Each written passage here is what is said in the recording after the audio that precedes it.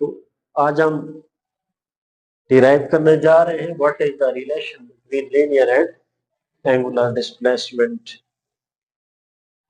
थोड़ी common observation हम ये देखते हैं कि डेली लाइफ में क्या हम एट अ टाइम दोनों को देख सकते हैं।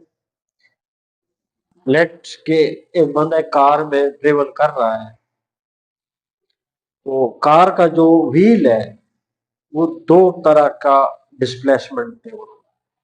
About its own axis angular displacement हो रहा है, और from one position to another position linearly जो है वो लीनियर डिस्प्लेसमेंट भी। अगर एक ही बॉडी एट अ टाइम दो डिस्प्लेसमेंट ट्रेवल कर रही है, there must be a relation between linear and angular displacement.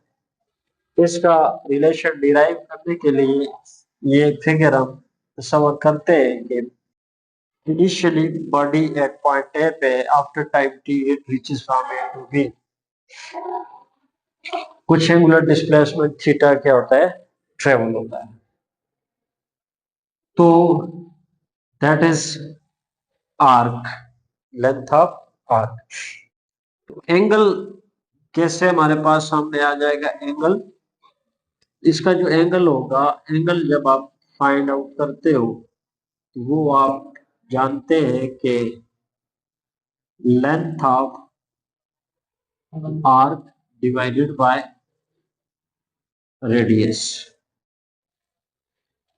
Angle theta आ जाता है, that is S and by are.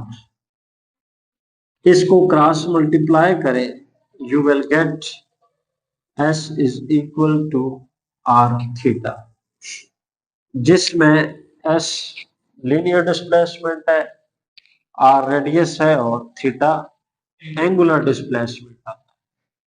ये हमारा फर्स्ट रिलेशन है। सेकंड रिलेशन हम डिराइव करेंगे कि relation between linear and angular velocity। इसी इक्वेशन को आप लेंगे कि as S is equal to R theta. इस इक्वेशन में अंडरस्टैंड करने वाली जो बात है वो ये है कि during this motion, this circular motion, radius throughout will remain same. इसका मतलब है R constant quantity, S depend upon theta, S depend upon theta. तो अगर जितना चेंज थीटा में आएगा उतना ही चेंज एस में आएगा। तो आप इसको ऐसे लिख सकते हो, आर डेल्टा थीटा, यहां पर भी क्या आ जाएगा, डेल्टा एस आ जाएगा। इस इक्वेशन को हम क्या करते हैं जी, टी से डिवाइड करते हैं, R delta theta by delta T. Reasoning क्या होगी, डिवाइडेड बाय डेल्टा टी, और फिर साथ लिमिट भी अप्लाई करेंगे।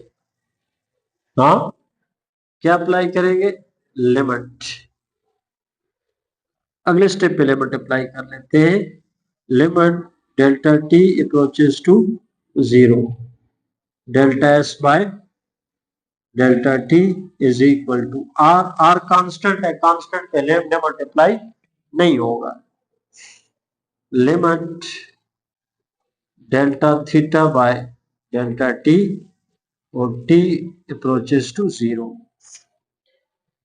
ये rate of change of displacement is called velocity. ये इंस्टेंटेनियस वेलोसिटी आपको मिल रही है, हाँ, at an instant of time. Instantaneous velocity magnitude form में लिखते हैं v। आगे क्या आ रहा है जी, r, और rate of change of angular displacement is called angular velocity, or denoted by omega.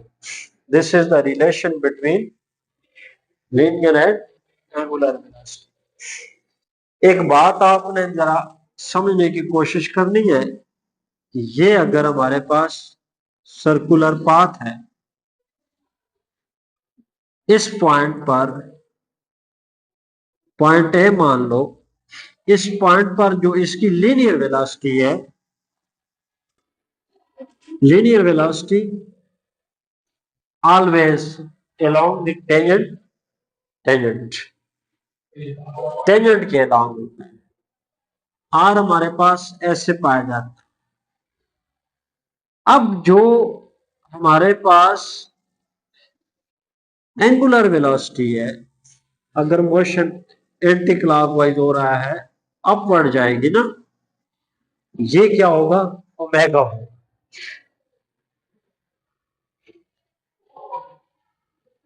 Omega और आर अंडर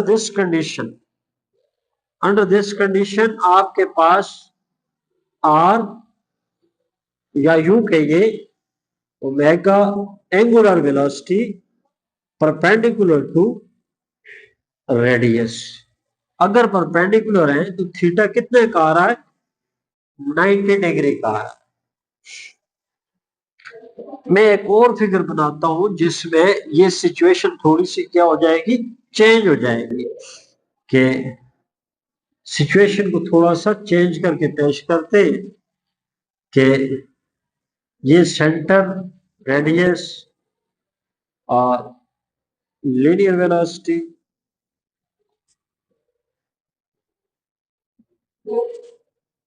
और इसको ऐसे कर लेते हैं आप, दैट इज ओमेगा।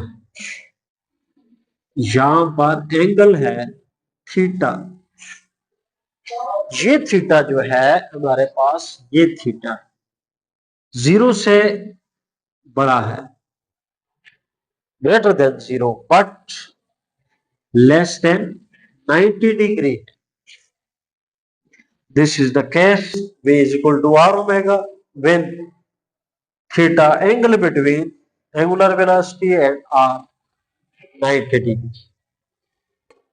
यहां एक चीज और भी आपने क्लियर करनी है कि ये R ओमेगा R के भी परपेंडिकुलर है इन दिस फिगर और ओमेगा V के भी परपेंडिकुलर। ये अगर हमारे सामने एक सर्कुलर पाथ हॉरिजॉन्टल, ठीक है, this is the direction of linear velocity and that is the direction of angular velocity, और यहां से यहां तक रेडियस। समझ आ रही है बात? अगर इसको मैं थोड़ा सा डिस्प्लेस करके यहां ले आऊं, ये एंगुलर वेलोसिटी का डायरेक्शन है और ये लिनियर वेलोसिटी का डायरेक्शन।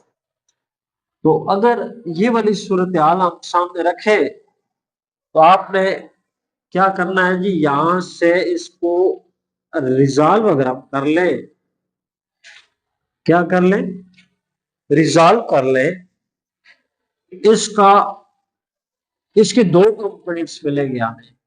एक होगा W ओमेगा साइन थीटा आ जाएगा, ओमेगा साइन थीटा हो जाएगा। ये इक्वेशन हमें ये बताती है कि जब सर्कुलर मोशन होती है तो उस वक्त एंगुलर वेलोसिटी की डायरेक्शन सर्कुलर प्लेन के परपेंडिकुलर होता है।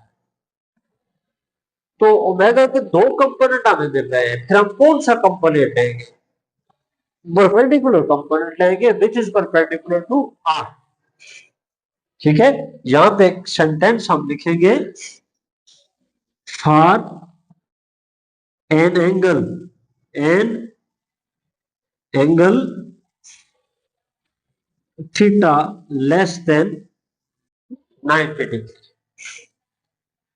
जैसा कि फिगर नंबर 2 में शो किया गया है, एज इन फिगर नंबर, ये फिगर नंबर 2 आ जाए। फिर हम इसको लिखेंगे V is equal to omega, क्या कैसे लिखेंगे, आर ओमेगा साइन थीटा। ये भी v मैग्नीट्यूड ऑफ वेलोसिटी है, r भी रेडियस वेक्टर का मैग्नीट्यूड है, ये मैग्नीट्यूड है। ये पूरा जो एक्सप्रेशन है ये मैग्नीट्यूड फॉर्म आता है। अगर आप इसको वेक्टर फॉर्म में लिखना चाहें तो आप लिखेंगे v is equal to r omega हाँ साइन थीटा, साथ में कोई वेक्टर लगा दे, ऐसे बनेगा। इसको थोड़ा सा मजीद आगे लेके आते हैं। अगर साइन को रिमूव कर दे, साइन को बीच में से हटा दे, ये एक फॉर्मूला आपने पढ़ा है, A cross B is equal to A B sine theta N unit vector. अगर ये पूरा हम हटा दें, एन यूनिट वेक्टर भी चला जाएगा, साइन भी चला जाएगा, तो फिर ए क्रॉस बी हो जाएगा। यहां पर ये सब खत्म हो जाएगा तो आर ओमेगा, जब ए क्रॉस ए क्रॉस बी हो गया तो यहां पर आर ओमेगा है तो क्या बन जाएगा, आर क्रॉस ओमेगा। तो ये क्या बनेगा, v इज इक्वल टू, ये थोड़ा सा ऑर्डर आपने ध्यान रखना है, ये ओमेगा क्रॉस आर होता है, ओमेगा क्रॉस आर होता है। बस आसान सी बात यह है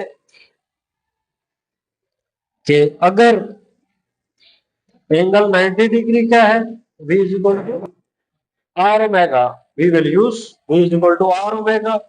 और अगर एंगल लेस देन 90 डिग्री का है तो फिर हमें कुछ एंगल पुट करना पड़ता है, क्योंकि साइन 90 तो 1 हो जाता है तो ये पोजीशन आ जाती है। अगर देना है तो फिर वो जितना एंगल हमें गिवन होगा 0 से ग्रेटर और 90 से कम, वो हमें इसमें डाल। तो ये सेकंड रिलेशन हमारे सामने आ रहा था, किसका, relation between linear and angular velocity.